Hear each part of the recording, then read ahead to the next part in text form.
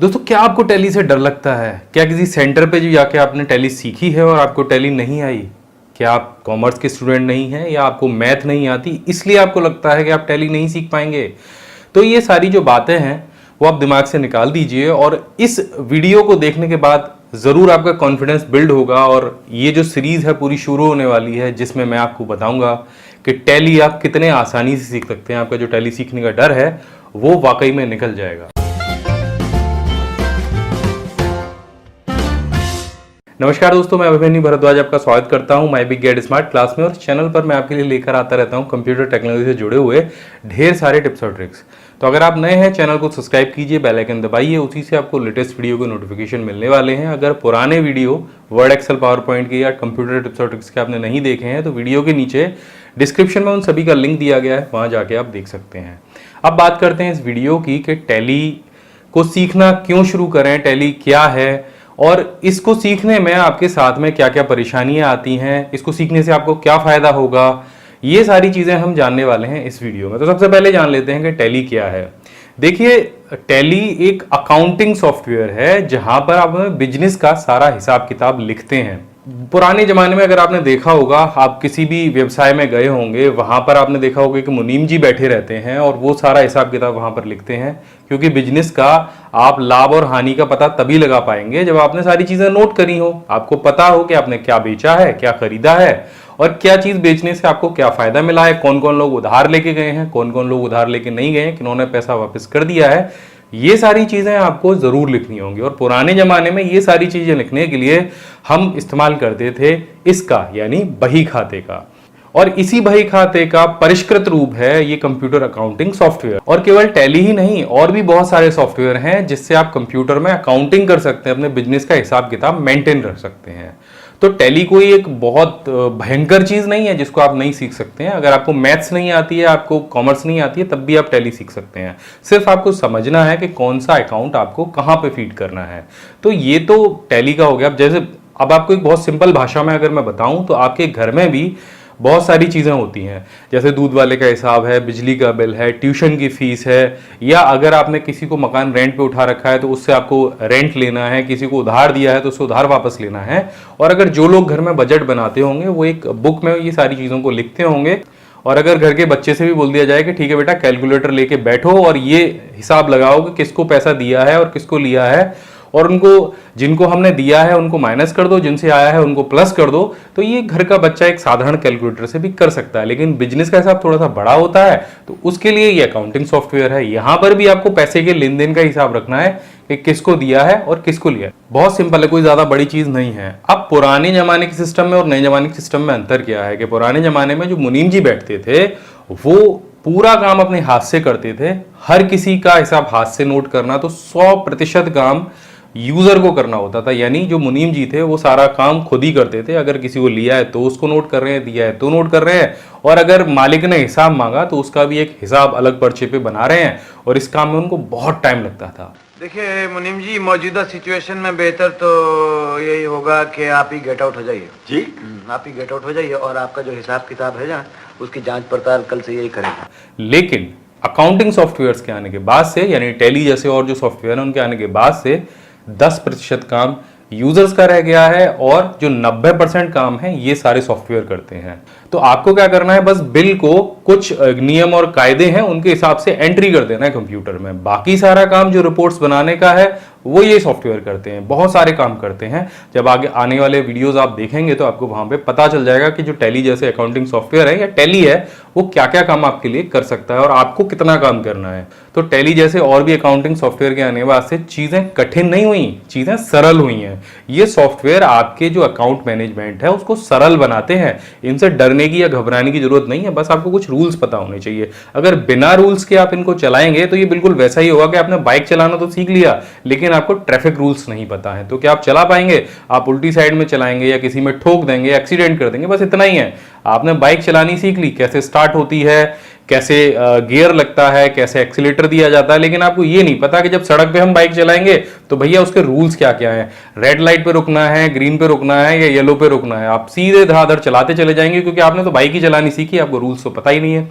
तो सिंपल वही तरीका है टैली के साथ में कि जो सॉफ्टवेयर है ना उसको चलाना बहुत आसान है। सिंपल आपको रूल्स पता होने चाहिए कि कौन सी एंट्री कहां पे करनी है। तो आगे आने वाले वीडियोस में हम यही सीखने वाले हैं कि जो अकाउंटिंग के रूल्स हैं वो क्या हैं। डेटा एंट्री तो इतनी सरल है कि छोटा सा बच्चा भी कर लेगा, बैठ जाएगा, तो अगर उसको रूल्स पता हो। तो दोस्तों ये है शर्मा जी, और शर्मा जी सोच रहे हैं व्यापार करने की। हेलो, मैं शर्मा और मैं सोच रहा हूँ एक बिजनेस करने की जिसका हिसाब किताब मैं टैली में रखूँगा। अब ये टैली में हिसाब किताब तब रख पाएंगे जब ये टैली और व्यापार से संबंधित कुछ शब्दों के बारे में जानकारी रखते हों, नहीं तो ये हमेशा कंफ्यूज ही रहेंगे कि ये सारे जो अभी शब्द टैली में आने वाले हैं इनका मतलब क्या है। तो चलिए शुरू करते हैं। यहाँ पर सबसे पहले शर्मा जी को ज़रूरत हुई अपना बिजनेस शुरू करने के लिए पैसे की, और कुछ पैसा उनके पास था लेकिन कुछ उन्होंने अपनी केबीसी बैंक से लिया। यहाँ पर शर्मा जी को जो पैसा बैंक ने दिया वो लोन के रूप में दिया और वो पैसा उनको वापस लौटाना है, इसलिए ये जो पैसा है ये उनकी लायबिलिटीज़ कहलाएगा, यानी दायित्व जो कि उनको वापस करना है या उनके बिजनेस को वापस करना है।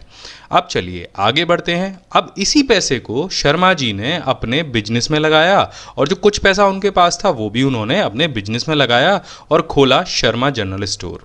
अब ये जो पैसा उन्होंने अपने बिजनेस में लगाया ये पैसा कहलाएगा कैपिटल, और जो व्यापार जो दुकान उन्होंने शुरू की वो उनका ट्रेड कहलाएगा। यहाँ पर वो लाभ कमाने के लिए यानी प्रॉफिट कमाने के लिए चीज़ों को खरीदेंगे और बेचेंगे।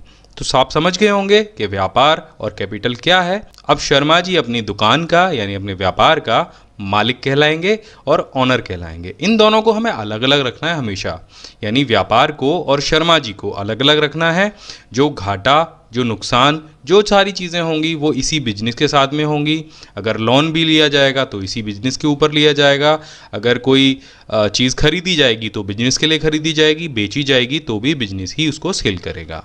अब यहाँ पर केवल दुकान लेने से ही थोड़ी काम चल जाएगा, इसके लिए हमें और भी चीज़ें खरीदनी होंगी। जैसे हमें शॉपिंग कार्ट लेना होगा, शर्मा जी को बैठने के लिए या उनके एम्प्लॉय को बैठने के लिए कुर्सी भी चाहिए होगी, हिसाब किताब के लिए कंप्यूटर चाहिए होगा, या फर्नीचर खरीदना होगा, या इन्वर्टर खरीदना होगा। अब ये वो सारी चीज़ें हैं जो शर्मा जी इनको विक्रय नहीं करेंगे, उनको बेचेंगे नहीं, इनको प्रॉफिट कमाने के लिए बेचना नहीं है, लेकिन बिजनेस के लिए इनको बहुत ज़रूरत है। बिजनेस इन चीज़ों के बगैर नहीं किया जा सकता। तो ये जो सारी चीज़ें हैं ये एसेट्स कहलाएंगी। जैसे ये जो बिल्डिंग है, जो दुकान है, जो उस बिल्डिंग के अंदर रखा हुआ सामान है जिससे बिजनेस किया जाएगा, तो ये जो सारी चीज़ें हैं ये एसेट्स कहलाती हैं। तो आप समझ गए होंगे कि एसेट्स क्या होते हैं।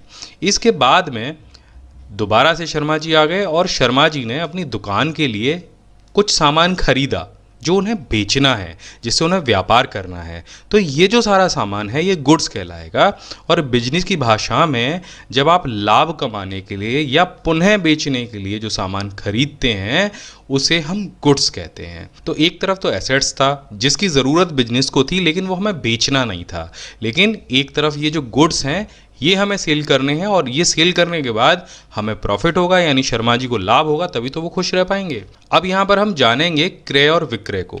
तो यहाँ पर शर्मा जी आ गए अपनी दुकान के साथ में और इन्होंने दुकान में से लाभ कमाने के लिए कुछ सामान खरीदा था जिसे हम गुड्स कहेंगे, या दूसरी भाषा में हम माल भी कह सकते हैं कि माल खरीद रहे हैं या बेच रहे हैं। अब ये माल भी बिजनेस में दो तरह का होता है, एक तो बना हुआ हम खरीद लेते हैं किसी से, एक दूसरा हम बनाते हैं, मैन्युफैक्चर करते हैं। लेकिन फिलहाल में शर्मा जी को मैन्युफैक्चर करने की कोई ज़रूरत नहीं है, कच्चा माल खरीदने की ज़रूरत नहीं है, वो बना हुआ माल खरीद के ही बेच सकते हैं। तो लाभ कमाने के लिए या पुनः बेचने के लिए जब हम माल को खरीदते हैं तो वो परचेज कहलाता है, और इसकी जो एंट्री है टैली में वो भी परचेज रजिस्टर में की जाती है, एसेट्स की नहीं की जाती। वहाँ पर आपको फर्नीचर अकाउंट अलग बनाना है, कंप्यूटर अकाउंट अलग बनाना है, स्टेशनरी के अकाउंट अलग बनाना है, जो भी आप अपने बिजनेस के लिए खरीद रहे हैं। लेकिन जब आप गुड्स को खरीदते हैं तो उसके लिए आपको जो एंट्री है वो परचेज अकाउंट में करनी है। इसके बाद में जब ये जो आइटम है, आपके जो गुड्स हैं वो सेल किए जाएंगे, तो जो उनकी एंट्री होगी वो विक्रय अकाउंट में होगी यानी सेल्स अकाउंट में होगी। तो आप समझ गए होंगे कि माल को खरीदना यहाँ पर परचेज कहलाएगा और इसी माल को यानी गुड्स को बेचना विक्रय कहलाएगा। इसकी एंट्री विक्रय में जाएगी जब इस माल को हम बेचेंगे तो, और जब खरीदेंगे तो क्रय में जाएगी यानी परचेज में जाएगी। तो यही तो सिस्टम होता है बिजनेस का। हम माल खरीदते किसी और से हैं और बेचते किसी और को हैं, कहीं और से पैसा लगाते हैं और जो इनकम होती है वो हमारी होती है। अब यहाँ पर अचानक से शर्मा जी को महीने के बीच में ही किसी काम के लिए, अपने निजी खर्चे के लिए कुछ पैसों की ज़रूरत पड़ी और वो पैसा उनको कहाँ से मिलेगा? अपनी दुकान से। अब वो जो पैसा शर्मा जी ने बीच में ही अपनी दुकान से लिया वो पैसा कहलाएगा हिंदी में आहरण और इंग्लिश में ड्राइंग्स। अब ये जो ड्राइंग्स है शर्मा जी की प्रॉपर्टी तो नहीं है, ये प्रॉपर्टी किसकी है? बिजनेस की। तो ये जो पैसा है शर्मा जी को वापस भी करना होगा, तो इसके लिए भी आप अलग से अकाउंट बनाएंगे टैली में। तो बाद में शर्मा जी की जिम्मेदारी बनती है कि ये जो ड्राइंग्स, जो पैसा उन्होंने वहाँ से लिया है, इसको अपने बिजनेस को वापस लौटाएं। शर्मा जी ने अपनी दुकान तो खोल ली और दुकान में उन्होंने कुछ सामान भी खरीदा था, जैसे जनरल स्टोर का सामान होता है। अब ये जो सामान है ये अकाउंट की भाषा में रहतिया कहलाता है, यानी स्टॉक कहलाता है। अब इसे माल भी कह सकते हैं। तो ये कई तरीके का होता है कि आप अपनी दुकान में कच्चा माल लेके आ रहे हैं, उसको बना रहे हैं। अधूरा माल भी होगा, कुछ बना हुआ होगा, कुछ बन गया होगा। तो वो पिछले वीडियो में हमने बोला था कि उसको हम गुड्स कहते हैं, जो माल हम बेचने के लिए तैयार करते हैं। लेकिन हम इसको स्टॉक भी कहते हैं कि हमारे पास जो तैयार माल है, जो गुड्स है, उसकी क्वांटिटी क्या है, कितना है, यानी उसके 10 पीस बचे हैं, 25 पीस बचे हैं या 50 पीस बचे हैं। तो ये जो सारी चीज़ें हैं वो स्टॉक कहलाती है। अब ये जो स्टॉक है इसका हम हिसाब किताब पूरे साल के लिए रखते हैं, यानी वित्तीय वर्ष के लिए रखते हैं। और ये वित्तीय वर्ष कब से कब तक होता है? 1 अप्रैल से लेके 31 मार्च तक। यानी आप बही खाते में 1 अप्रैल से लेकर 31 मार्च तक आपके पास कितना स्टॉक रहा उसका हिसाब किताब रखेंगे। लेकिन अब ज़रूरी नहीं है कि ये जो सारा स्टॉक आपके पास में है, आपके गुड्स का, वो बिक ही जाए। साल के लास्ट में कुछ स्टॉक रह भी जाता है, जैसे शर्मा जी का रह गया। इसको हम बोलेंगे अंतिम रहतिया, यानी क्लोजिंग स्टॉक। जो 31 मार्च को उनके पास माल बचा उसे हम क्लोजिंग स्टॉक कहेंगे। लेकिन अब ये माल का शर्मा जी करेंगे क्या? क्या फेंक देंगे या किसी को बाहर बेच देंगे या अपने ही पास रखेंगे? जी नहीं, वो अपने ही पास रखेंगे। और वही क्लोजिंग स्टॉक 1 अप्रैल को कहलाएगा प्रारंभिक रहतिया या ओपनिंग स्टॉक। अब इसी स्टॉक के साथ में शर्मा जी अगले साल से व्यापार करना शुरू कर देंगे, है ना बढ़िया। इसके बाद शर्मा जी का व्यापार अच्छा खासा चलने लग गया। लेकिन इसमें शर्मा जी ने कुछ लोगों से उधार लिया भी था और कुछ लोगों को उधार दिया भी था। तो अब जिन लोगों से शर्मा जी ने उधार लिया था या शर्मा जी को जिन लोगों का पैसा देना था वो कहलाए लेनदार, यानी क्रेडिटर्स। ये क्रेडिटर्स वो लोग होते हैं जो हमेशा शर्मा जी से पूछते हैं, भाई कब आऊँ पैसा लेने के लिए। इसमें आपका बैंक भी हो सकता है या आपके कुछ और लोग भी हो सकते हैं जिनको आपको पैसा वापस करना हो। और इसके बाद शर्मा जी ने कुछ लोगों को पैसा दिया भी था उधारी में, जो पैसा उनको वापस करना था। अब वो लोग कहलाते हैं देनदार, यानी डेबिटर्स। इसमें शर्मा जी का मामा का लड़का भी था जिसने अभी तक पैसा नहीं दिया है, और वो जब भी उससे पैसा मांगने जाते हैं तो वो बोल देते हैं कल आना। तो ऐसे बिजनेस में होता रहता है। अब चलिए आगे कुछ और चीज़ समझ लेते हैं। अब यहाँ पर हम बात करने वाले हैं शर्मा जी के ऊपर लाइबिलिटीज़ क्या क्या बनती हैं, यानी उनके दायित्व क्या क्या होते हैं। यहाँ पर जब हम लाइबिलिटीज़ की बात करते हैं तो ये 2 तरह की होती हैं। जब हम किसी से पैसा उधार लेते हैं और उसे वापस लौटाना होता है तो वो हमारे दायित्व कहलाते हैं। जैसे शर्मा जी ने अपने बैंक से लिया या और कुछ लोगों से लिया, या कुछ ऐसी चीज़ें भी होती हैं जो उनको किसी को देनी होती हैं। तो ये 2 तरह के होते हैं, पहला करेंट या शॉर्ट लाइबिलिटीज़ और दूसरा फिक्स या लॉन्ग लाइबिलिटीज़। अब शॉर्ट और लॉन्ग लाइबिलिटीज़ में क्या अंतर है? शॉर्ट लाइबिलिटीज़ वो होती हैं जो पैसा शर्मा जी को 1 साल के भीतर किसी को वापस लौटाना है। अब इसमें कौन कौन सी चीज़ें आ जाएंगी?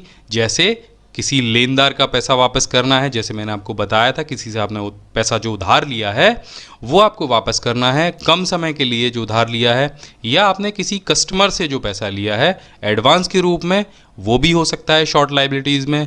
आपकी दुकान का किराया, शर्मा जी की दुकान का किराया 2-3 महीने का उन्होंने कहीं दुकान किराए पे ली है या फिर कोई गोदाम किराए पे लिया है, उसका पैसा देना है। बिजली का बिल है, अगर 2-3 महीने का रुक गया है तो वो देना है। अगर कोई टैक्स उनके ऊपर बनता है और वो उनके ऊपर बकाया हो तो वो भी शॉर्ट और करंट लाइबिलिटीज़ में आ जाएगा। जो भी लाइबिलिटीज़ 1 साल के भीतर शर्मा जी को देनी होंगी। अब 1 साल से ज़्यादा वाली जो लाइबिलिटीज़ हैं उन्हें हम फिक्स लाइबिलिटीज़ कहते हैं या लॉन्ग लाइबिलिटीज़ कहते हैं। जैसे कि बैंक का लोन, कई सारी जो बैंक होती हैं, सीधी सी बात है, बैंक आपको 1 साल से कम के लिए तो उधार देगी ही नहीं, ज़्यादा समय के लिए देगी, जैसे 2 साल के लिए, 3 साल के लिए, 5 साल के लिए। तो वो सारी लाइबिलिटीज़ कहलाती हैं फिक्स या लॉन्ग।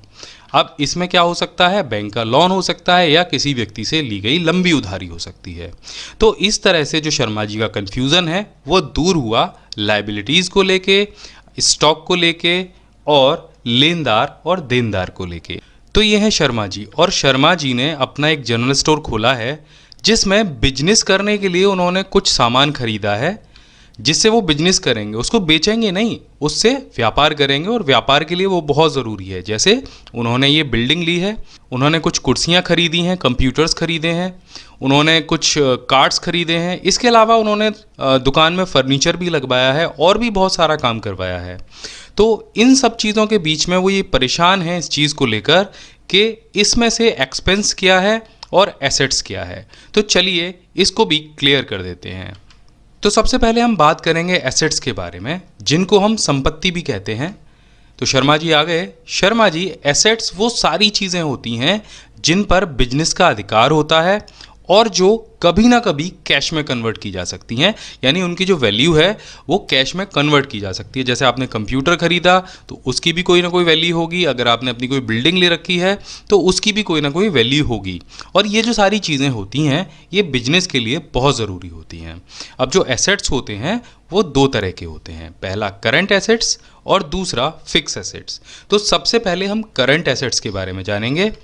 करंट एसेट्स वो एसेट्स होते हैं कि अगर आपको ज़रूरत पड़े तो आप 1 साल के भीतर उनको कभी भी कैश में कन्वर्ट कर सकते हो।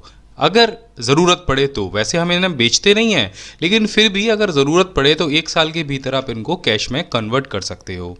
जैसे आपके जो देनदार होते हैं, अरे वही देनदार जो आपसे उधार ले जाते हैं सामान और जिनको आपको वापस करना होता है पैसा।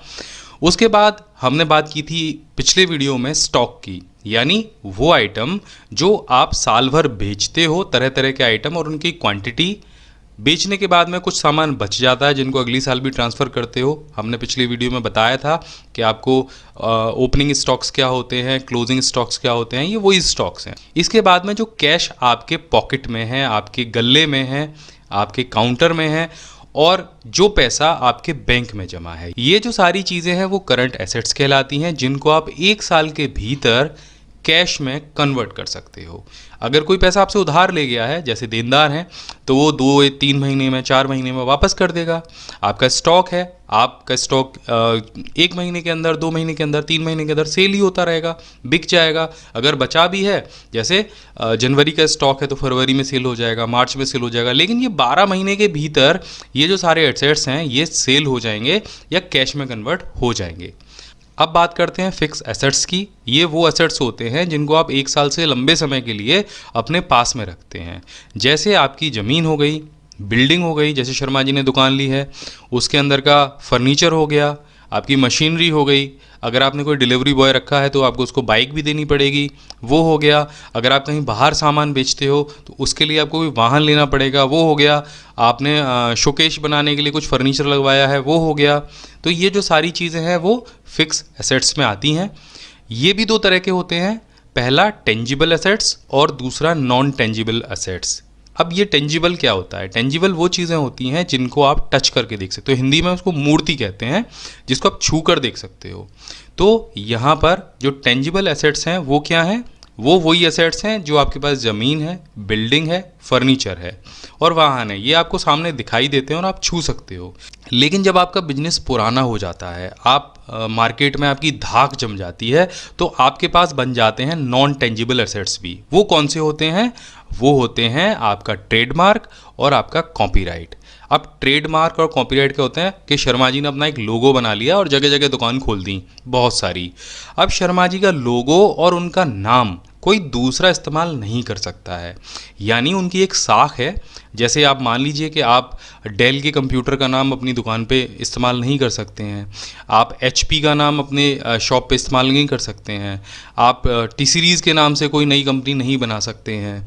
तो इसी तरीके के जो सारे ट्रेडमार्क और कॉपीराइट्स होते हैं, जैसे किसी की बनाई हुई कोई चीज़ है और वो आप नहीं बना सकते, उसी मॉडल की कोई चीज़ दूसरी आप नहीं बना सकते हैं, तो वो कॉपीराइट्स होते हैं। तो इस तरह से ये जो एसेट्स होते हैं इनको आप छू तो नहीं सकते, लेकिन आप आपकी ब्रांडिंग कर सकते हैं। अगर कोई दूसरा बंदा इसको इस्तेमाल करेगा तो वो पहले तो आपसे परमिशन लेगा और उसके बाद में भी आप उससे लाभ कमा सकते हैं। आप किराया ले सकते हैं कि भैया अगर तेरे को मेरा नाम इस्तेमाल करना है तो तुझे मुझे इतने पैसे देने पड़ेंगे, और अगर तू मेरी परमिशन के बगैर इस्तेमाल करेगा तो मैं तेरे ऊपर केस भी कर सकता हूँ। तो आप समझ गए होंगे कि ये भी एक एसेट्स है, यानी आपकी संपत्ति है। अब इतनी देर से हमने लाभ तो कमा लिया, अब खर्चे के बारे में भी तो जान लेते हैं। तो अब बात करते हैं हम एक्सपेंस की, यानी लागत की। जब आप कोई बिजनेस करते हैं तो उसमें आपको ढेर सारा खर्चा करना पड़ता है। कुछ चीज़ें खरीदनी पड़ती हैं, आपको लेबर लगानी पड़ती है, आपको किराया भाड़ा देना पड़ता है, और ये वही खर्चा है जो आपके बिजनेस के लिए ज़रूरी होता है। आप सामान लेके आते हैं, उसको कहीं से बनवाते हैं, मैन्युफैक्चरिंग में पैसा लगाते हैं, ये सारी चीज़ खर्चे में आती है। तो शर्मा जी और शर्मा जी की दुकान के साथ में क्या क्या खर्चा हो सकता है वो भी समझ लेते हैं। तो एक्सपेंस भी दो तरह के होते हैं, पहला प्रत्यक्ष और दूसरा अप्रत्यक्ष, यानी डायरेक्ट और इनडायरेक्ट।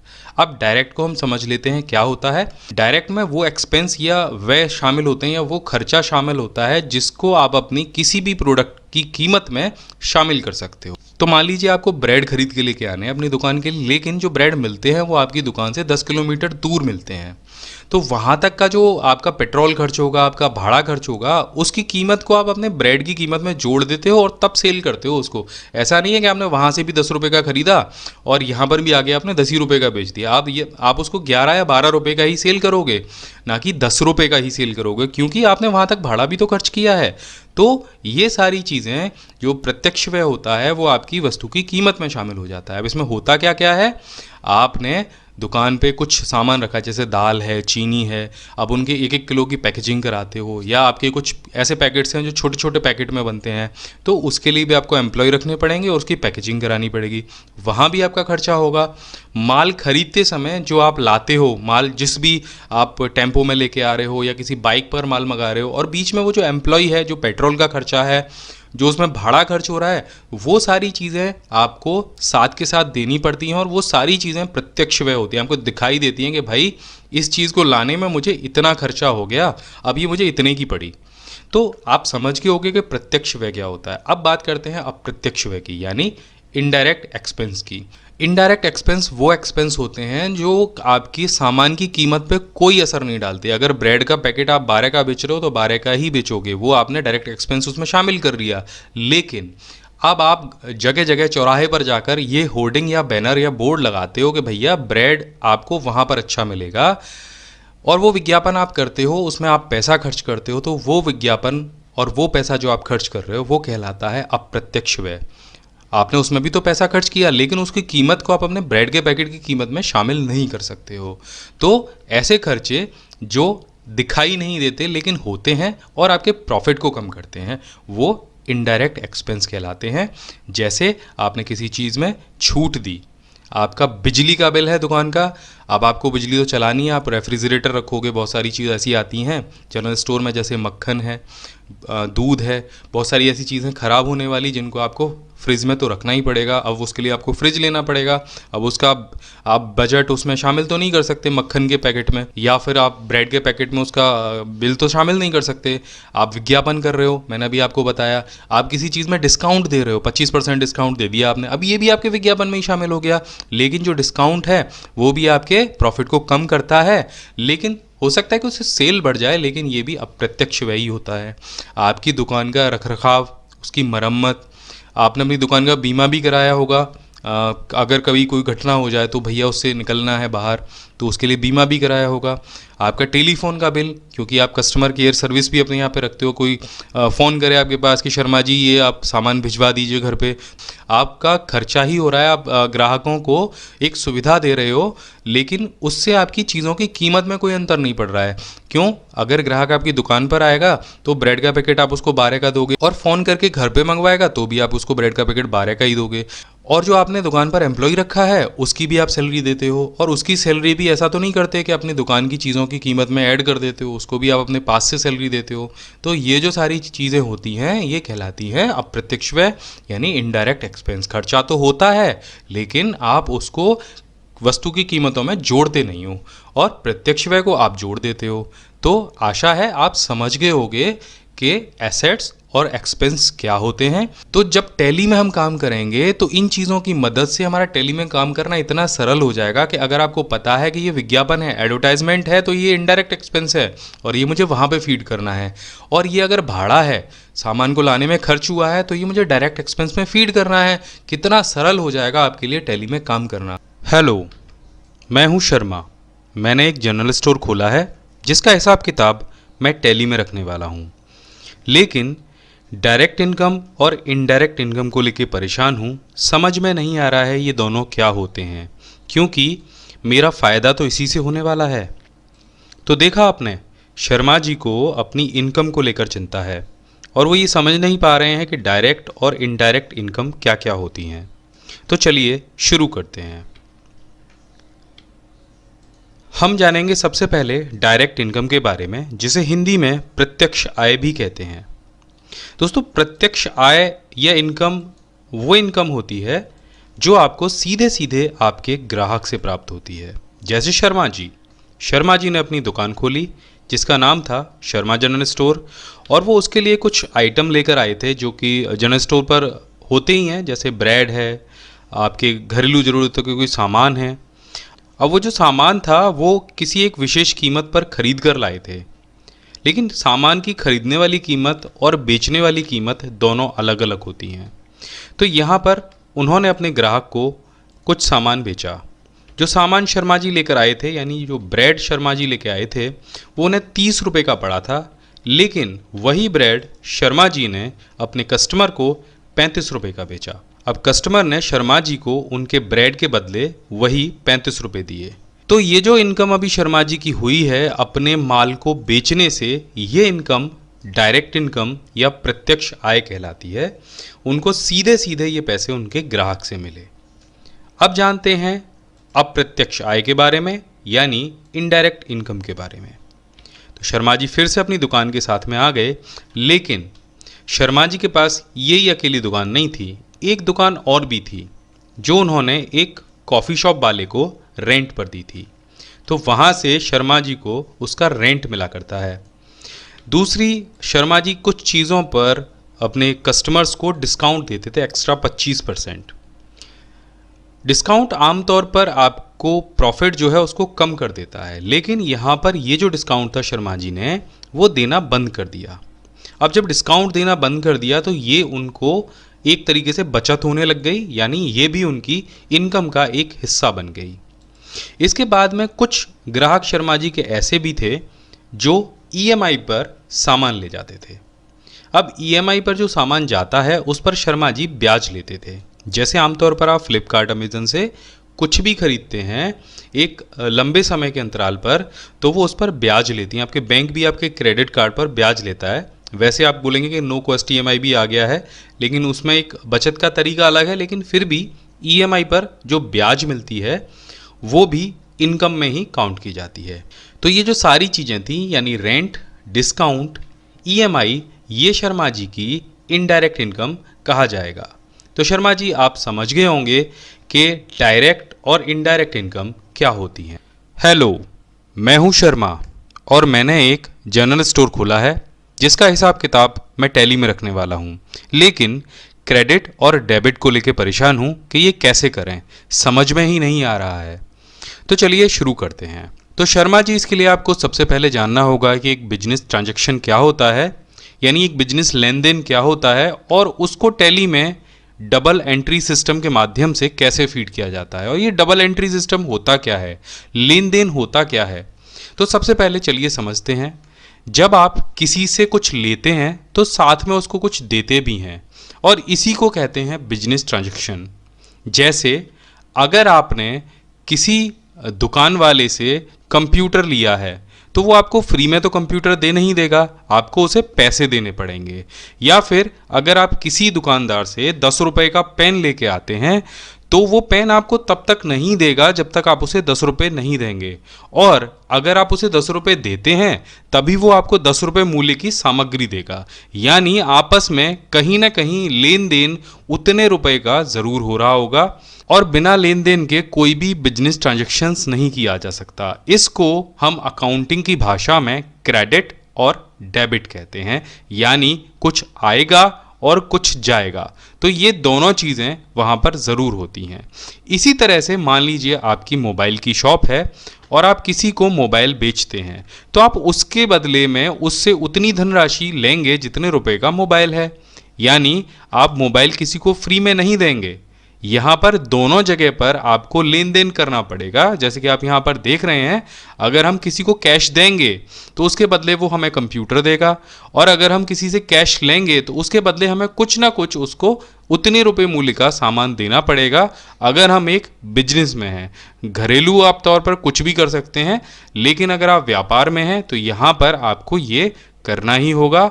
और अगर आप किसी को सामान दे देते हैं और उसके बदले वो आपको पैसे नहीं देता है, तो यहाँ पर एक वायदा वो रख के जाएगा और वो पैसा फिर उसके नाम पे चढ़ा दिया जाएगा उधार खाते में। तो ये आपको करना ही होगा अगर आप एक व्यापार करते हैं तो। अब चलिए इसको आगे समझते हैं। तो जब टैली में हम जर्नल एंट्री करते हैं क्रेडिट और डेबिट की, तो लेफ्ट साइड जो होता है वो डेबिट के लिए होता है और राइट साइड जो एंट्री होती है वो क्रेडिट की होती है। लेकिन ये क्रेडिट और डेबिट होता क्या है, चलिए इसको भी समझ लेते हैं। डेबिट का मतलब होता है जब किसी को कुछ दिया जाता है, चाहे नगद या उधार, तो उसे डेबिट ट्रांजैक्शन कहते हैं।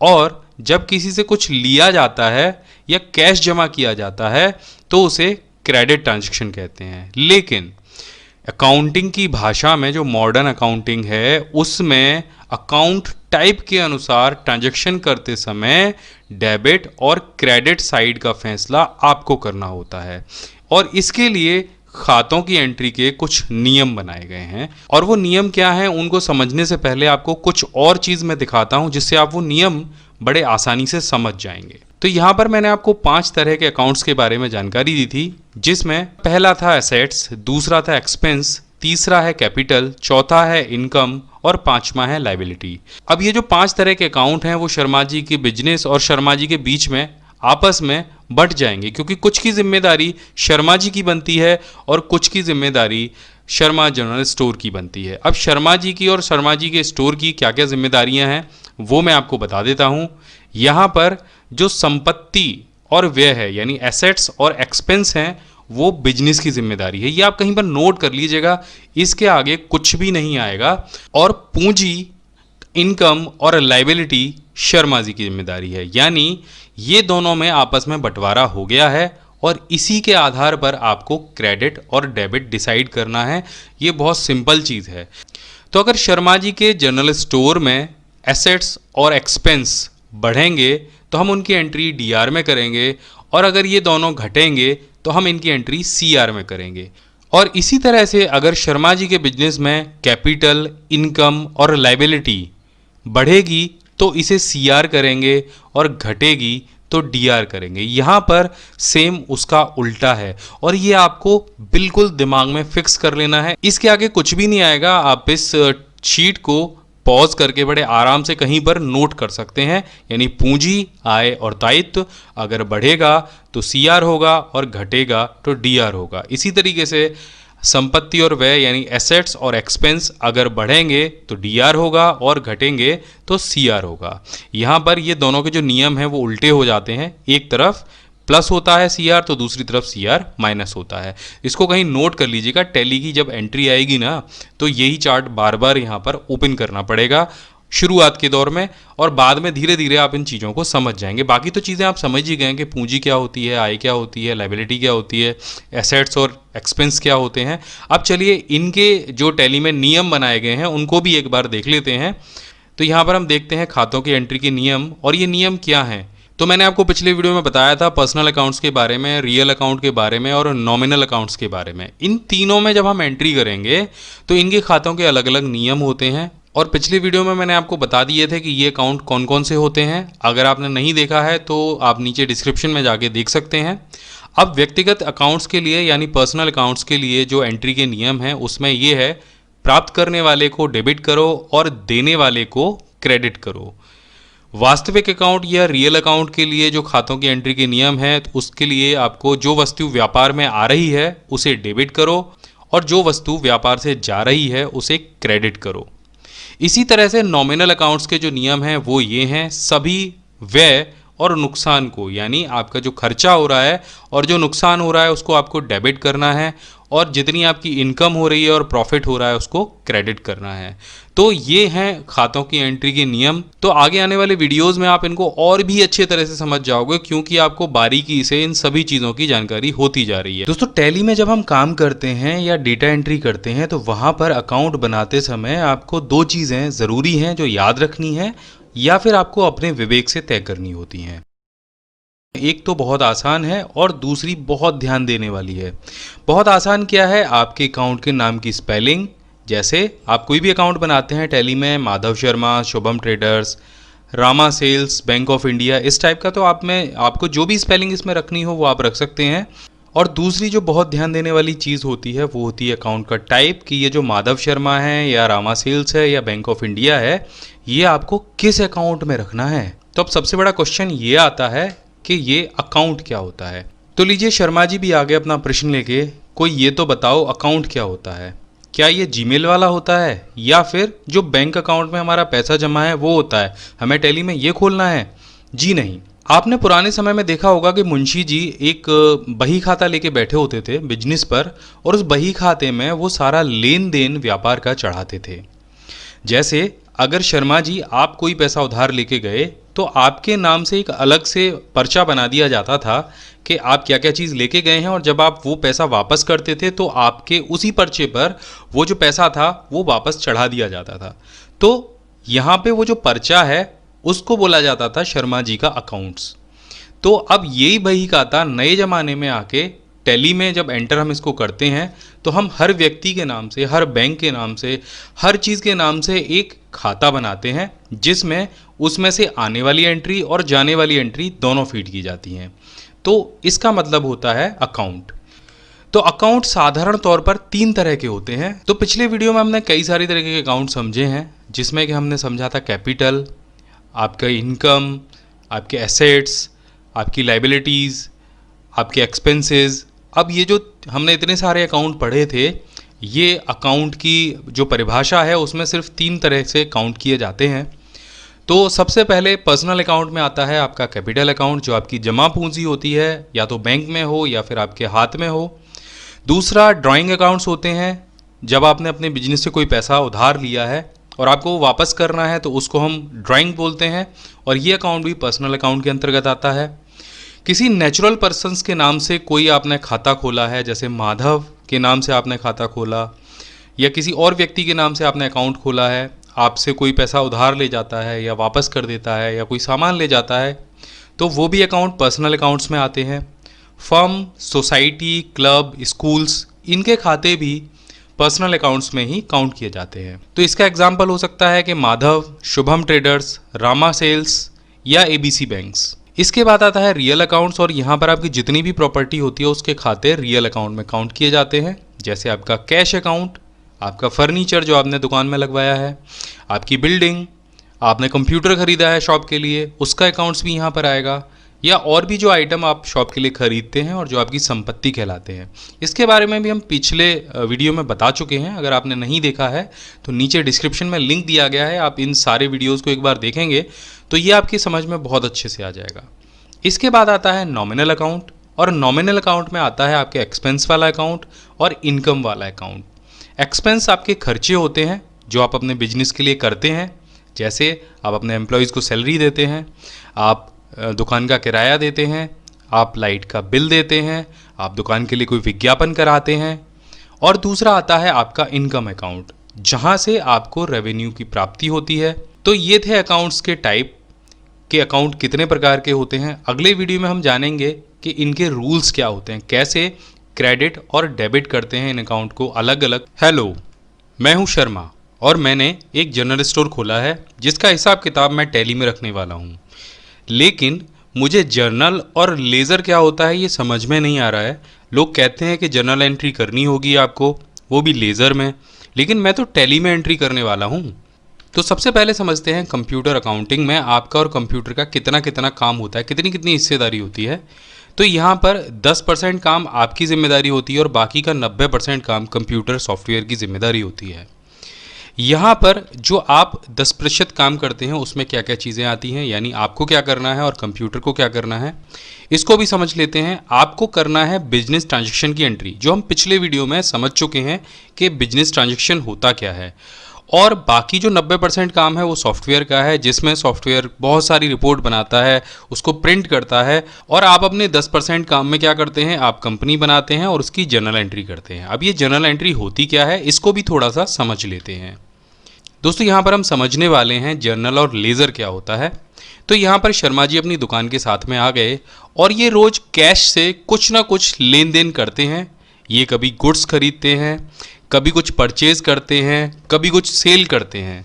तो यहाँ पर दिन भर का जितना सारा काम होता है ना, ये बिना लिखत पढ़त के नहीं चलता है। यानी इनको पहले जो भी चीज़ बेचेंगे या जो भी चीज़ खरीदेंगे उसको किसी ना किसी रजिस्टर में एंट्री ज़रूर करना होगा। बिना एंट्री के तो यहाँ पर सारी चीज़ें भूल में पड़ जाएंगी। तो पुराने टाइम में जो बही खाता होते थे उसमें पूरे दिन में जो कुछ भी बिकता था उसकी एंट्री क्रम से की जाती थी और उसकी एंट्री डेट वाइज और क्रम वाइज, यानी जिस क्रम में वो सेल होता था उस क्रम में की जाती थी। तो उस बही खाते को ही लेज़र कहते थे और उसमें जो एंट्री जिस क्रम में की जाती थी उसको करने का जो तरीका होता था उसको जर्नल एंट्री कहते थे। तो यहाँ पर ये जो आपका बही खाता है यही लेज़र कहलाता है कंप्यूटर की भाषा में। अब थोड़ा सा इसको और समझ लेते हैं। यहाँ पर जब आप जर्नल एंट्री करते हो तो हमेशा आपके 2 अकाउंट्स प्रभावित होते हैं। यानी अगर माल कहीं से आप ले रहे हैं तो कहीं ना कहीं से तो आप उसको कैश दे रहे होंगे अपने बिजनेस में से। यहाँ पर मैंने आपको 3 तरह के अकाउंट बताए थे, पर्सनल, रियल और नॉमिनल। और जब तीनों अकाउंट्स में से आप किसी भी अकाउंट में कोई एंट्री करते हैं तो उसके साथ में दूसरे अकाउंट में एंट्री ज़रूर होगी। जैसे अगर आप कैपिटल अकाउंट में एंट्री करते हैं तो आपका कैश अकाउंट भी इफेक्टेड होगा। आप अपने बिजनेस में कैपिटल लेके आ रहे हैं तो वो कैपिटल कहीं तो रखेंगे, आप कैश में रखेंगे। अगर किसी को इनकम दे रहे हैं तो भी आप कैश से देंगे, अगर कोई खर्चा कर रहे हैं तो भी आप कैश से देंगे। तो यहाँ पर जो कैश अकाउंट है ना उसका इस्तेमाल तो हम बहुत ज़्यादा बार करते हैं टैली में। और ये आपको ध्यान में रखना है कि यहाँ पर हमेशा डबल एंट्री सिस्टम होता है जिसमें 3 तरीके के खाते होते हैं। और ये 3 तरीके के खाते मैंने आपको अलग अलग करके बता भी दिए थे पिछले वीडियो में। अगर आपने नहीं देखे हैं तो एक बार फिर से देख लीजिएगा। तो आप ये तो समझ गए कि 2 खाते हमेशा प्रभावित होते हैं, एक क्रेडिट होगा तो एक डेबिट होगा, अगर एक डेबिट होगा तो दूसरा क्रेडिट होगा। ये तो होना ही है अगर आप टैली में एंट्री करते हैं तो। अब समझ लेते हैं कि जो जर्नल होता है उसका प्रारूप क्या होता है, किस तरीके से वहाँ पर एंट्री की जाती है। इसको हिंदी में रोजनामचा कहते हैं। तो यहाँ पर मैं आपको दिखाने वाला हूँ जर्नल की मैनुअल एंट्री का प्रारूप कि मैनुअली कैसे एंट्री की जाती है। तो सबसे पहला जो जर्नल का कॉलम होता है उसमें डेट लिखी जाती है। अब यहाँ पे डेट क्रम वाइज लिखी जाती है, यानी जो चीज़ पहले की गई उसको पहले लिखा जाएगा और जो चीज़ बाद में की गई उसको बाद में लिखा जाएगा। ये इसका नियम है। उसके बाद में यहाँ पर पर्टिकुलर्स का ऑप्शन होता है। पर्टिकुलर मीन्स विवरण, यानी आप कहीं से कुछ ले रहे होंगे तो दे भी रहे होंगे। तो यहाँ पे अगर हम लाइट बिल दे रहे हैं तो वो कहाँ से दे रहे हैं, कैश अकाउंट से दे रहे हैं। आप देख रहे हैं लाइट बिल वाला जो अकाउंट है वो DR है और ये कैश वाला जो अकाउंट है वो CR होगा। और इसके नीचे आप देख रहे होंगे शॉप इलेक्ट्रिसिटी बिल लिखा हुआ है, इसको कहते हैं हम नरेशन। टैली में भी हम नरेशन लिखेंगे, वहाँ से ये क्लियर हो जाता है कि ये जो अभी लाइट बिल का पैसा गया है ये कौन सी लाइट बिल है, दुकान की है या घर की है। तो यहाँ पर ये एंट्री भी होती है। इसके बाद जो आपका मैनुअल रजिस्टर है उसमें होता है लेज़र फॉलो और इसको शॉर्टकट में हम LF भी बोलते हैं। ये आपके लेज़र बुक का पेज नंबर होता है। लेकिन टैली में ना यहाँ पे आपको पेज नंबर वगैरह डालने की कोई ज़रूरत नहीं है, आपको सिर्फ जर्नल एंट्री करनी है। यहाँ पे कोई पेज नंबर वगैरह कुछ नहीं डालना है, आपको सारी एंट्रीज अपने आप अपने अपने अकाउंट्स में पहुँच जाएंगी। इसके बाद यहाँ पर नंबर आता है DR अकाउंट का, तो उसको हम लिख देते हैं कितना अमाउंट है। तो यहाँ पर लाइट बिल के लिए 5000 रुपये गए। और इसके बाद होता है CR का कॉलम, उसकी धनराशि लिखी जाती है। तो इस तरह से की जाती है जर्नल एंट्री मैनुअल रूप में। ये मैंने आपको इसलिए बताई है क्योंकि जब आप इसको टैली में करेंगे जर्नल एंट्री तो आपको अच्छे से समझ में आ जाएगा, क्योंकि वहाँ पे तो ये और ईजी होती है। हेलो, मैं हूँ शर्मा। मैंने एक जर्नल स्टोर खोला है जिसका हिसाब किताब मैं टैली में रखने वाला हूँ।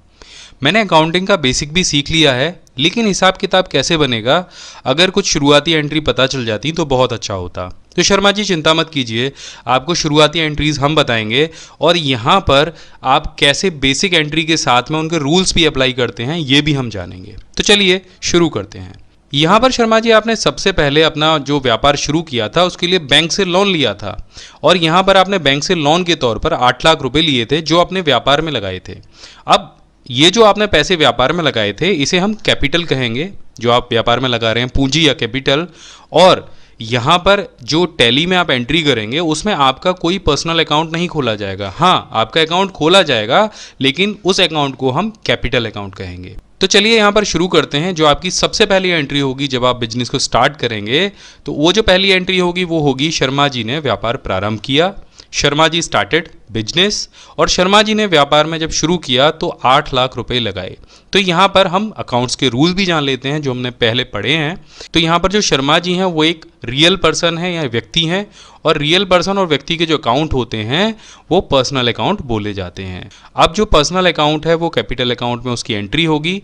और पर्सनल अकाउंट्स के रूल्स क्या होते हैं, डेबिट द रिसीवर और क्रेडिट द गिवर। तो यहाँ पर प्राप्त करने वाले को डेबिट करो और देने वाले को क्रेडिट करो। अब क्योंकि शर्मा जी पैसे दे रहे हैं तो यहाँ पर उनको क्रेडिट किया जाएगा। इसी तरह से जो दूसरा अकाउंट यहाँ पर प्रभावित होगा वो है कैश अकाउंट। और कैश अकाउंट आता है रियल अकाउंट के अंतर्गत, जो कि आपकी संपत्ति होती है, एसेट्स होता है। यानी जो पैसा बिजनेस में आ रहा है जिससे आप सारे काम करने वाले हो बिजनेस के, वो आपकी मूल संपत्ति भी तो कहलाता है। अब चूंकि ये रियल अकाउंट के अंतर्गत आता है तो रियल अकाउंट के नियम क्या कहते हैं, डेबिट व्हाट्स कम इन और क्रेडिट व्हाट्स गोज आउट। तो अब ये पैसा आ रहा है कि जा रहा है, ये पैसा आ रहा है।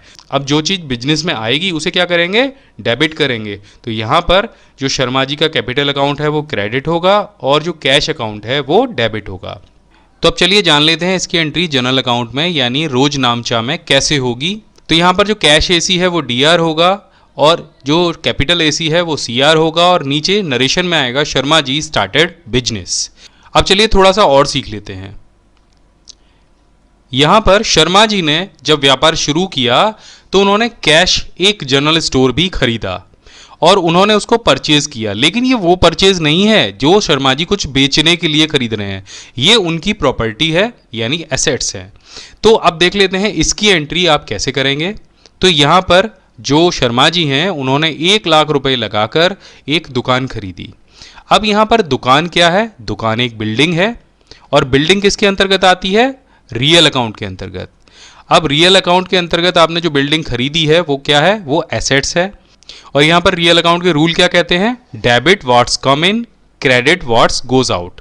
यहाँ पर ये जो बिल्डिंग शर्मा जी ने खरीदी है वो डेबिट होगी और किससे खरीदी है, 1 लाख रुपए से, जो कि कैश है। और ये कहाँ से गया था, आपके रियल अकाउंट से, जो हमने अभी शुरुआत में जमा किया था अभी पिछली एंट्री में। अब जो कैश है वो कहाँ पर जमा है, रियल अकाउंट में।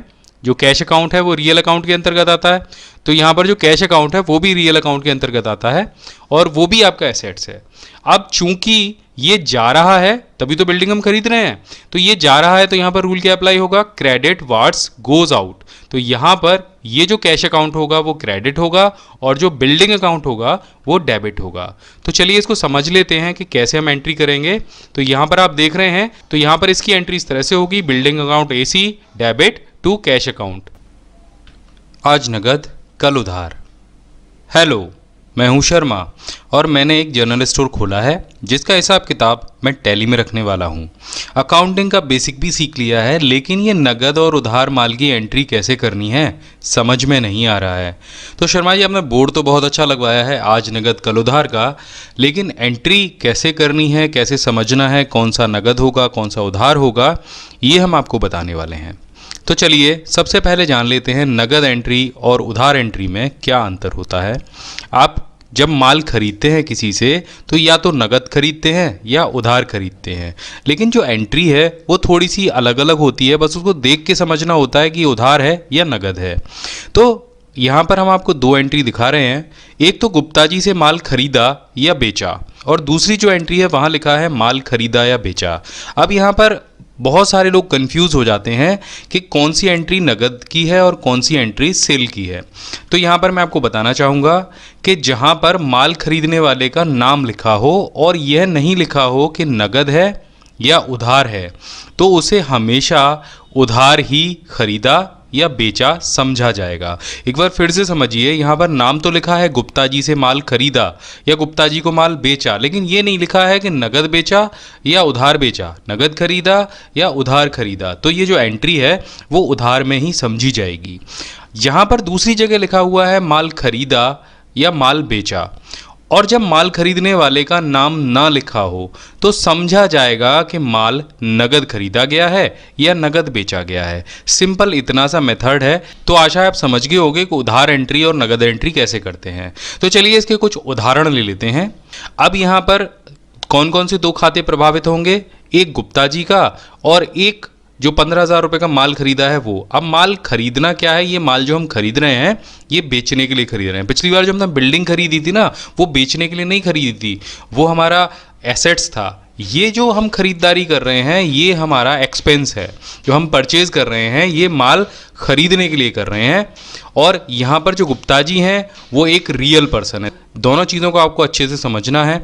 अब जो रियल पर्सन का अकाउंट होता है वो आता है पर्सनल अकाउंट के अंतर्गत, और जो एक्सपेंस का अकाउंट होता है यानी जो खर्चे होते हैं वो आते हैं नॉमिनल अकाउंट के अंतर्गत। अब देख लेते हैं पर्सनल अकाउंट में जो अकाउंटिंग के रूल्स हैं वो क्या कहते हैं। अब वो रूल्स कहते हैं डेबिट द रिसीवर और क्रेडिट द गिवर। तो गुप्ता जी आपको कुछ दे रहे हैं ना, तो यहाँ पर जो एंट्री आएगी वो आएगी क्रेडिट द गिवर। अब ये जो अकाउंट है क्रेडिट किया जाएगा। अब इसके बाद दूसरी एंट्री देख लेते हैं। जो एक्सपेंस है वो 15,000 रुपये का है और जो कि नॉमिनल अकाउंट के अंतर्गत आता है। अब नॉमिनल अकाउंट के रूल्स क्या कहते हैं, debit all expenses and losses, credit all incomes and gains. तो अभी ये क्या हुआ, जो एक्सपेंस है वो हमेशा डेबिट होगा, तो यहाँ पर डेबिट ऑल एक्सपेंस के हिसाब से हम इसको डेबिट करेंगे। अब यहाँ पर अगली एंट्री है माल खरीदा। तो जहाँ पर किसी व्यक्ति का नाम नहीं है वहाँ पर वो एंट्री नगद समझी जाएगी। और नगद एंट्री के लिए आप पैसा कहाँ से देंगे, अपने कैश अकाउंट से देंगे। तो यहाँ पर हमने 15,000 रुपये का माल खरीदा है, नीचे इसके रूल्स भी आ गए। तो यहाँ पर 15,000 रुपये का माल हमने खरीदा है। खरीदारी क्या है, एक परचेज है जो कि एक्सपेंस के अंतर्गत आती है। और सारे एक्सपेंस और लॉसेज आपके कौन से अकाउंट के अंतर्गत आते हैं, नॉमिनल अकाउंट के अंतर्गत। और जो कैश अकाउंट है, क्योंकि कैश जाएगा जब आप कुछ खरीदेंगे, तो वो कौन से अकाउंट के अंतर्गत आता है, रियल अकाउंट के अंतर्गत। तो यहाँ पर रियल अकाउंट और नॉमिनल अकाउंट दोनों अकाउंट प्रभावित होंगे। तो सबसे पहले रियल अकाउंट के रूल्स जान लेते हैं। तो रियल अकाउंट के रूल कहते हैं डेबिट व्हाट कम इन और क्रेडिट व्हाट गोज आउट। तो यहाँ पर क्योंकि पैसा बाहर जा रहा है तो इसको क्रेडिट किया जाएगा। और नॉमिनल अकाउंट के रूल्स कहते हैं debit all expenses and losses और credit all income and gains. अब चूंकि ये एक्सपेंस है तो क्या होगा, डेबिट होगा, और यहाँ पर हम इसको डेबिट लिखेंगे।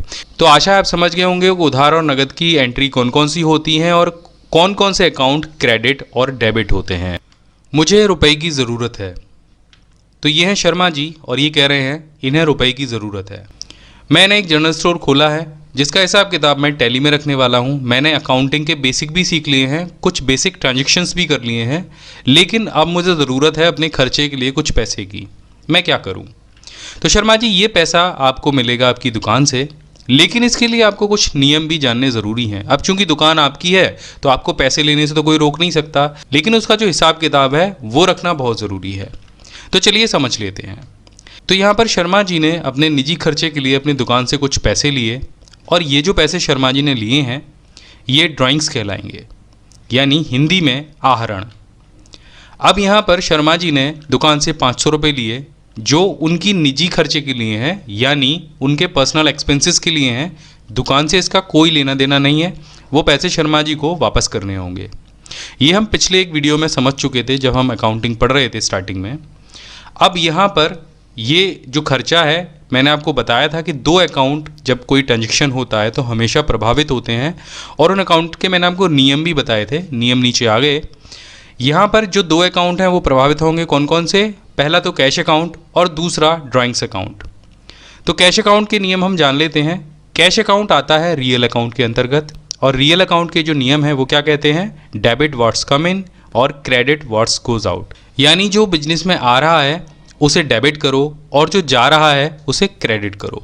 तो जो कैश है वो जा रहा है ना, तो यहाँ पर क्रेडिट वाज गोज आउट वाला जो नियम है वो लगेगा और कैश अकाउंट क्रेडिट होगा।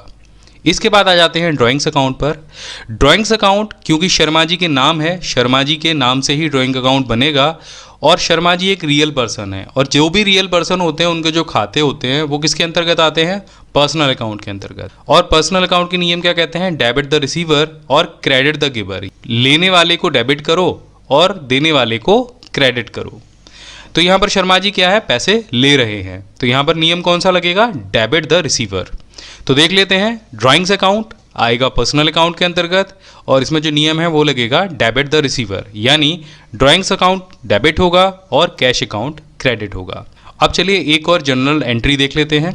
यहाँ पर शर्मा जी ने अपने दुकान की जो लेबर है उसको मजदूरी दी और वो जो मजदूरी है वो शर्मा जी ने कैश में दी या उधार में दी। ये कैसे आप पहचानेंगे, यहाँ पर आप ऊपर देख रहे हैं, जब हमने मजदूरी दी है तो हमने किसी का नाम नहीं लिखा है और ये भी नहीं लिखा है कि वो नगद है या उधार है। तो जहाँ पर सिर्फ ये लिखा हो कि ये चीज़ पेड कर दी गई है तो इसका मतलब ये है कि ये जो मजदूरी है वो कैश में दी गई है। तो अब यहाँ पर भी दो अकाउंट प्रभावित होंगे, कौन कौन से होंगे ये भी देख लेते हैं। पहला अकाउंट कैश अकाउंट होगा क्योंकि ये जो पेमेंट है वो कैश में किया गया है और कैश अकाउंट आता है रियल अकाउंट के अंतर्गत। और रियल अकाउंट के नियम क्या कहते हैं, डेबिट व्हाट्स कम इन, क्रेडिट व्हाट्स गोज आउट। यानी ये जो मजदूरी है ये जा रही है, कुछ आ नहीं रहा है, तो जब चीज़ जा रही है तो क्या किया जाएगा, क्रेडिट किया जाएगा। तो यहाँ पर कैश अकाउंट क्रेडिट होगा। इसके बाद मजदूरी यानी वेजेस है, वो क्या है, वो हमारे एक्सपेंस हैं, हमारे बिजनेस के खर्चे हैं। हम अपने काम कराने के लिए अपने लेबर को, अपने एम्प्लॉयज़ को जो भी सैलरी देते हैं या मजदूरी देते हैं वो सारे हमारे खर्चे होते हैं। तो खर्चे वाला अकाउंट कहाँ आएगा, नॉमिनल अकाउंट के अंतर्गत। और नॉमिनल अकाउंट के नियम क्या कहते हैं, debit all expenses and losses और credit all income and gains. यानी आपके जितने भी खर्चे हैं और नुकसान हैं उनको डेबिट कीजिए और जितनी भी आपकी इनकम है और प्रॉफिट है उसको क्रेडिट कीजिए। तो यहाँ पर क्या होगा, डेबिट ऑल एक्सपेंसेस वाला नियम लागू होगा, यानी इनका जो वेजेस वाला अकाउंट है वो डेबिट होगा और कैश वाला अकाउंट क्रेडिट होगा। हेलो, मैं हूँ शर्मा, मैं टैली तो सीख रहा हूँ लेकिन मेरे पास टैली है ही नहीं। मुझे टैली सीखने के लिए जो सॉफ्टवेयर है वो कहाँ से मिलेगा और कितने का मिलेगा। तो देखा आपने, शर्मा जी टैली तो सीख रहे हैं लेकिन उनके पास सॉफ्टवेयर नहीं है और वो इस कन्फ्यूज़न में है कि वो सॉफ्टवेयर जो टैली का है वो उन्हें कहाँ से मिलेगा, सीखने के लिए उसको कितने पैसे देने पड़ेंगे और अगर वो उसे बिजनेस के लिए इस्तेमाल करते हैं तो वो सॉफ्टवेयर उन्हें कितने का मिलेगा और कहाँ से वो उसे डाउनलोड कर सकते हैं। तो चलिए शुरू करते हैं। टैली अगर आप बिजनेस के लिए इस्तेमाल कर रहे हैं तो इस समय टैली का ERP 9 सॉफ्टवेयर आप टैली की वेबसाइट से जाके डाउनलोड कर सकते हैं। तो फिलहाल टैली के दो वर्जन मार्केट में उपलब्ध हैं, एक सिल्वर और एक गोल्ड। अब ये सिल्वर और गोल्ड क्या होते हैं, जो सिल्वर वर्जन है वो सिंगल यूज़र एडिशन है और आप उसे एक PC में इस्तेमाल कर सकते हैं, जबकि जो गोल्ड वर्जन है वो मल्टीपल यूज़र एडिशन है और उसे आप कई सारे कंप्यूटर्स में इस्तेमाल कर सकते हैं, यहाँ तक कि नेटवर्किंग से भी आप वहाँ पर उस सॉफ्टवेयर को चला सकते हैं। जो सिल्वर वर्जन की कॉस्ट है वो है 18,000 रुपये, इसके साथ में GST 18% लगेगा। इसी के साथ में जो गोल्ड वर्जन है उसकी कीमत है 54,000 रुपये और इसमें भी आपको 18% GST देना होगा। अगर आप चाहते हैं टैली सॉफ्टवेयर को अपग्रेड करना तो आपको सिल्वर वर्जन के लिए 3600 रुपये साल देने होंगे, गोल्ड वर्जन के लिए 10,800 रुपये साल देने होंगे और अगर आप ऑडिटर हैं तो इसके लिए आपको 5400 रुपये देने होंगे। ये केवल जो CA हैं, चार्टेड अकाउंटेंट हैं, उनके लिए है। तो यहाँ से जाके आप अपने सॉफ्टवेयर को रिन्यू करा सकते हैं। इसके बाद अगर आप चाहते हैं टैली सॉफ्टवेयर को रेंट पर लेना यानी किराए पर लेना तो सिल्वर वर्जन के लिए आपको एक महीने के 600 रुपये खर्च करने होंगे, साथ में आपको 18% GST देना होगा। और इसी के साथ में अगर आप गोल्ड वर्जन को किराए पर लेना चाहते हैं तो आपको एक महीने के लिए 1800 रुपये देने होंगे और साथ में आपको 18% GST भी देना होगा। लेकिन ये तो बात हो गई जितने भी बिजनेस सॉफ्टवेयर हैं जो अपने यहाँ पर टैली से व्यापार करना चाहते हैं, अकाउंट मेंटेन करना चाहते हैं उनके लिए। लेकिन सीखने वाले लोगों के लिए जो टैली सॉफ्टवेयर है वो बिल्कुल फ्री है। टैली के आप इन सॉफ्टवेयर को यानी ERP 9 को आप एजुकेशन मोड में अगर रन करते हैं तो वो बिल्कुल फ्री है। अब ये एजुकेशन मोड क्या है, चलिए समझते हैं। तो यहाँ पर शर्मा जी ने अपने कंप्यूटर में जो टैली का एजुकेशन मोड है वो इंस्टॉल कर लिया है। और एजुकेशन मोड में इनको क्या क्या चीज़ें मिलेंगी, जब आप टैली ERP 9 को अपने कंप्यूटर में इंस्टॉल करेंगे और Alt W प्रेस करेंगे तो टैली ERP एजुकेशन मोड या शैक्षिक मोड में चालू हो जाएगा। इसमें आपको लॉगिन करने की कोई आवश्यकता नहीं है। कंपनी और यूज़र की जो रिपोर्ट है वो केवल वर्तमान दिन के डेटा को दिखाएगी, यानी केवल उसी दिन के डेटा को दिखाएगी जिसमें आप उसे फीड करेंगे। इस टाइम पीरियड को एजुकेशन मोड में नहीं बदला जा सकता।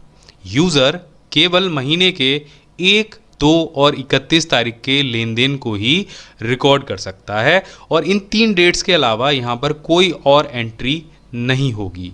तो ये यहाँ पर बाउंडेशन है, बाकी सारी चीज़ें ज्यों की त्यों रहेंगी।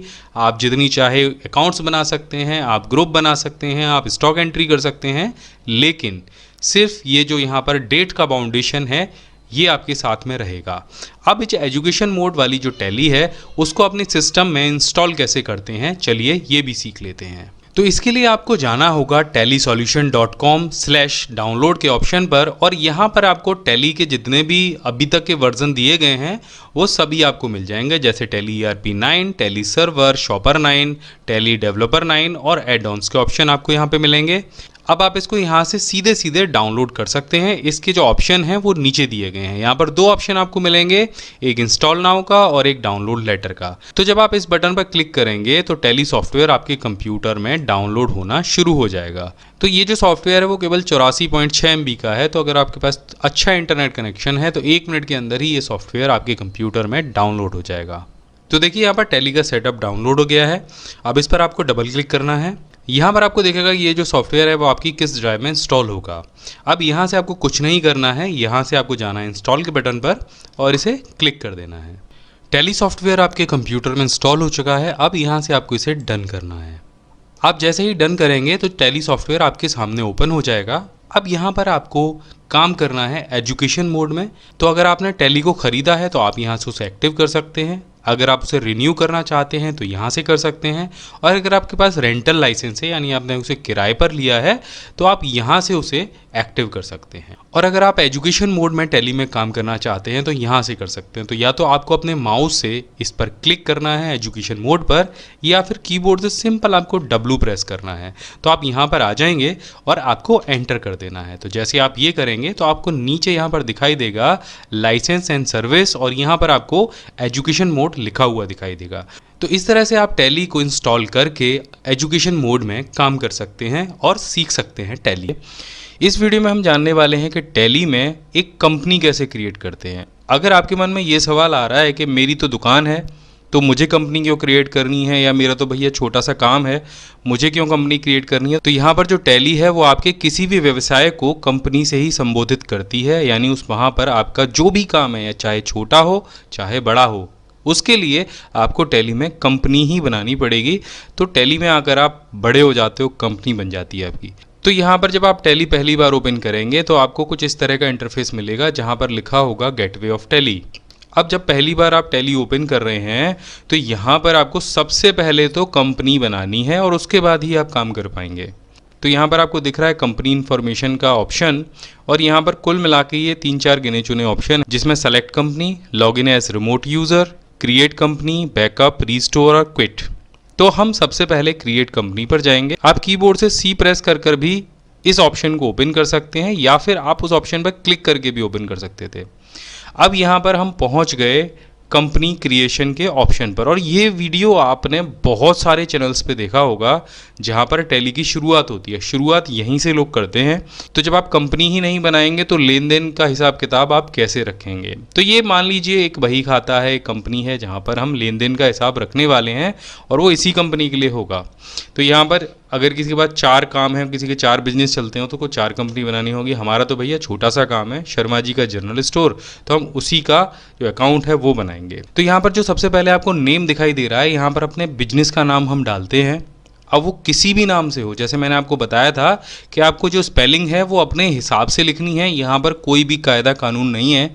आप जो स्पेलिंग याद रख सको, जो स्पेलिंग आपके सरकारी कागजों में लिख रही हो, जो इनकम टैक्स रिटर्न आप भरते हो, या जिस भी नाम से आपका काम चल रहा हो, उस नाम को आप यहाँ पर लिख दीजिए। तो हमारा तो छोटा सा काम है शर्मा जनरल स्टोर का, तो हम यहाँ पर लिख देते हैं। तो ये देखिए हो गया बहुत सिंपल, हमने अपनी कंपनी का नाम रख दिया है। अब हम आगे चलते हैं। यहाँ पर हमसे पूछा जाएगा मेलिंग नेम। भैया कोई आपसे कोई संपर्क करेगा तो वो किस नाम से करेगा? जाहिर सी बात है आपकी कंपनी के नाम से ही करेगा। यही नाम हमने ऊपर लिखना है और यही नाम हमें नीचे लिखना है। इसके बाद आता है एड्रेस वाला ऑप्शन। तो यहाँ पर आपको डाल देना है अपनी शॉप का एड्रेस, जहाँ भी हो। तो यहाँ पर हम शॉप का एड्रेस लिख देते हैं। या तो आप अपने शहर का नाम लिख सकते हैं या फिर आप पूरा डिटेल में जो एड्रेस है वो लिख सकते हैं। इसके बाद यहाँ पर आ जाता है कंट्री का ऑप्शन। अब चूंकि टैली ऑल ओवर वर्ल्ड में काम करती है, तो अगर आप इंडिया से बाहर हैं तो वहाँ की आप कंट्री का नाम डाल दीजिए, और अगर इंडिया के हैं तो इंडिया सेलेक्ट कर लीजिए, जाहिर सी बात है। इसके बाद यहाँ पर आपको लेना है स्टेट। आप जो भी देश सेलेक्ट करेंगे तो इस वाली साइड में ना आपको उसके सारे स्टेट्स की जो लिस्ट है वो मिल जाएगी। तो आप जिस भी स्टेट के हैं वो स्टेट आप यहाँ से सेलेक्ट कर लीजिए। आप कीबोर्ड से जो एरो की है उससे जाके भी कर सकते हैं या फिर माउस से भी सेलेक्ट कर सकते हैं। तो मैंने यहाँ पर उत्तर प्रदेश कर लिया है। इसके बाद आपको डालना है अपने शहर का पिन। तो यहाँ पर मैंने पिन डाल दिया है मेरे शहर का। इसके बाद में यहाँ पर आपको देनी है कॉन्टैक्ट डिटेल्स, जो भी आपके पास हो, phone number, mobile number, fax number, email या वेबसाइट। तो मैं यहाँ पर फ़ोन नंबर नहीं देने वाला हूँ, मैं सिंपल यहाँ पर वेबसाइट का जो नाम है वो टाइप कर देता हूँ। अब आप कहेंगे फ़ोन नंबर, फैक्स नंबर ये क्यों छोड़ दिए? तो ये कोई ज़रूरी नहीं है कि आपको ये डिटेल डालनी है। यहाँ पर सबसे ज़रूरी ये है कि आपकी कंपनी का नाम होना चाहिए। टैली में बाकी सारी डिटेल जो है ऑप्शनल होती हैं, इनको डालना कंपलसरी नहीं होता है। तो सीखने के लिए टैली आप इन डिटेल्स को छोड़ भी सकते हैं, उसमें आपको कोई परेशानी नहीं आएगी। अब देखिए बुक और फाइनेंशियल ईयर डिटेल्स यहाँ पर हमको डालनी है। ये थोड़ा सा समझने वाली बात है। देखिए हमारा जो वित्तीय वर्ष होता है वो 1 अप्रैल से शुरू होता है और 31 मार्च को बंद होता है। तो फाइनेंशियल ईयर बिगिंस फ्रॉम जहां पर लिखा होगा, तो यहां पर जो फाइनेंशियल ईयर शुरू होगा वो शुरू होगा 1 अप्रैल से, और वो हमेशा 1 अप्रैल से ही शुरू होगा। बीच की कोई और डेट आप वहां पर नहीं डाल सकते। लेकिन जो दूसरा ऑप्शन है बुक्स बिगिनिंग फ्रॉम जहां पर लिखा हुआ है, वहां पर आप डेट बदल सकते हो। लेकिन कब? जब आपने अपना नया बिजनेस शुरू किया हो और वो अप्रैल के बजाय आपने उसके किसी आगे के महीने में किया हो, जैसे अगस्त में, सितंबर में, अक्टूबर में, नवंबर में, दिसंबर में। तो यहाँ पर आप उस बिजनेस की शुरुआत वाला दिन, जिस दिन आपने मुहूर्त किया हो, जिस दिन से आपकी बिक्री शुरू हुई हो नए बिजनेस की, उसकी डेट आपको यहाँ पर डालनी है, क्योंकि उससे पहले तो आप अपनी बुक को शुरू कर ही नहीं सकते हैं। तो फाइनेंशियल ईयर तो रहेगा आपका 1 अप्रैल से, और नए बिजनेस के लिए जो बुक आपने जिस दिन आपने अपनी बिजनेस का मुहूर्त किया है, बिजनेस शुरू किया है, उस दिन की डेट आपको यहाँ पर डालनी है। तो ज़रूरी नहीं है कि यहाँ पर 1 अप्रैल ही रहेगी। और हाँ, अगर बिजनेस आपका चलने लग गया, मानिए आपने शुरू किया था जनवरी में और अगले साल फिर आपको मार्च से दोबारा से टैली में नई बुक बनानी है, नया फाइनेंशियल ईयर आ गया है, तो जो बुक है वो आपकी कंटिन्यू चलती रहेगी। बुक भी 1 अप्रैल से आएगी और फाइनेंशियल ईयर भी 1 अप्रैल से ही रहेगा। तो यहाँ पर आपको कोई भी कन्फ्यूज़न लेने की ज़रूरत नहीं है। तो अब यहाँ पर आपसे पूछेगा पासवर्ड, तो इसको हम फिलहाल में छोड़ देते हैं। ये सारे ऑप्शन, ये चीज़ें मैं आपको बाद में बताऊंगा। इसके बाद हम नीचे आ जाते हैं बेस करेंसी सिंबल पर। तो टैली में हम कर रहे हैं रुपयों का हिसाब किताब, और वो भी इंडियन करेंसी में। तो यहाँ पर हमारे पास जो इंडियन करेंसी वाला सिंबल है वो भी होना चाहिए। तो यहाँ पर हमको सीधे सीधे इंडियन करेंसी का सिंबल मिलेगा, वो आपको बदलने की ज़रूरत नहीं है। दूसरा, भारत के रुपए का जो फॉर्मल नेम है यानी INR, वो यहाँ पर रहेगा, उसमें भी आपको कुछ करने की ज़रूरत नहीं है। दोस्तों इसके बाद अगर आप इस सिंबल को अपने अमाउंट के साथ हर समय लगाना चाहते हैं, रुपीज़ के सिंबल को, जहाँ भी आप टैली में काम करेंगे, तो आपको यहाँ पर ये जो ऑप्शन है ये यस करना है, नहीं तो आप इसे नो कर दीजिए।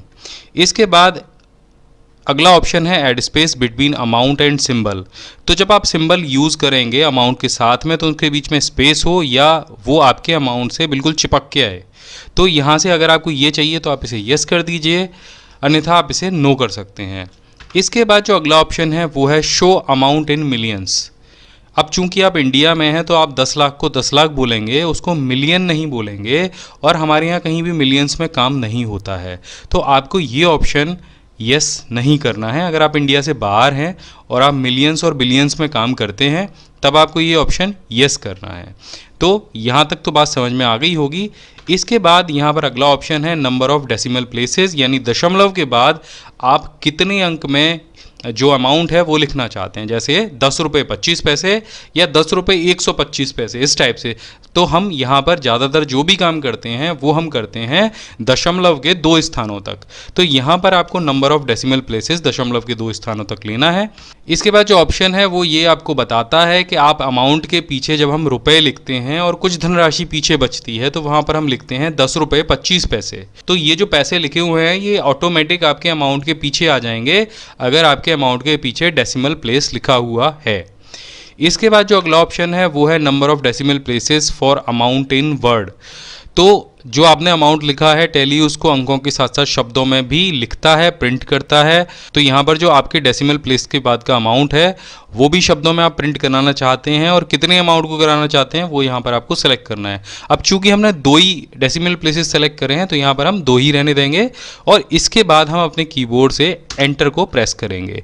यहाँ पर ये आपसे पूछेगा यस और नो, तो आप कीबोर्ड से वाई दबाकर जो कंपनी का आपने पूरी इन्फॉर्मेशन डाली है अगर वो ठीक है तो इसको यस कर दीजिए और आपकी जो कंपनी है वो क्रिएट हो जाएगी। तो इतना सिंपल है टैली में कंपनी क्रिएट करना। उसके बाद आप पहुंच जाएंगे गेटवे ऑफ टैली पर। अब एक चीज़ और सीख लेते हैं, अगर कंपनी बनाते समय आपसे कुछ मिस्टेक हो गई है, आपने जानबूझ के नहीं की, कुछ गलतियां रह गई हैं, जो कंपनी की इन्फॉर्मेशन आपने डाली थी उसमें कुछ कमी रह गई है, तो उसे आप ठीक कैसे करेंगे? तो आप यहाँ पर जाएंगे और यहाँ पर आपको ऑप्शन मिलेगा कंपनी इन्फॉर्मेशन का, इस पर क्लिक करेंगे और यहाँ पर आपको कुछ ऑप्शन मिलेंगे जिसमें एक ऑप्शन होगा अल्टर का, उस पर क्लिक करेंगे और यहाँ पर आपको मिल जाएगी आपकी कंपनी शर्मा जनरल स्टोर। इस पर एंटर कर दीजिए या क्लिक कर दीजिए। अब यहाँ पर आप देखेंगे कि आपकी जो कंपनी आपने पूरी डिटेल डाली थी वो दोबारा से हमारे सामने आ गई है।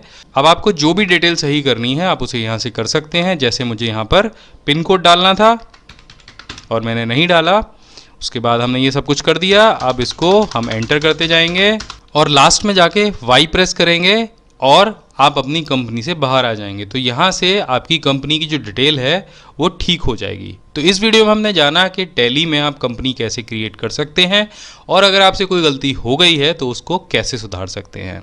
या फिर आप गूगल पर टाइप कीजिए माई बिग गाइड, तो सबसे ऊपर myBigGuide.com का रिजल्ट मिल जाएगा। लर्निंग जोन दिया गया है, इसके अलावा इंटरनेट, यूट्यूब और प्रिंटिंग के टिप्स और ट्रिक्स भी यहाँ पर दिए गए हैं। यहाँ पर अगर आप नीचे स्क्रॉल करेंगे तो यहाँ पर हमने कंप्यूटर नोट्स दिए हैं जो सभी प्रकार की प्रतियोगी परीक्षाओं के लिए बहुत उपयोगी होते हैं। बस इस पर आप क्लिक कीजिएगा और कंप्यूटर नोट्स यहाँ पर ओपन हो जाएंगे। ये बिल्कुल सीरीज वाइज दिए गए हैं और यहाँ पर सबसे इंटरेस्टिंग चीज़ नीचे दी गई है कंप्यूटर सामान्य ज्ञान क्विज।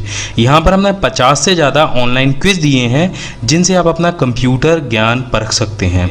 तो यहाँ पर आपको दिखाई देगा अनसुलझे प्रश्नों के आसान जवाब, जो अक्सर करके आपके दिमाग में आते होंगे। हमने डार्क इंटरनेट के बारे में बताया है, ब्लू व्हेल गेम के बारे में बताया है, कॉल ड्रॉप क्या होता है ये भी हमने बताया है, इंटरनेट का मालिक कौन है ये भी बताया है, वाईफाई या लाईफाई क्या होता है। तो अगर इस तरीके का कोई भी प्रश्न आपके दिमाग में है तो आप यहाँ पर जाकर उसको सर्च कर सकते हैं। आप देखें कि ये लिस्ट बहुत लंबी है, लगभग 132 चीज़ों के बारे में हमने यहाँ पर बताया हुआ है।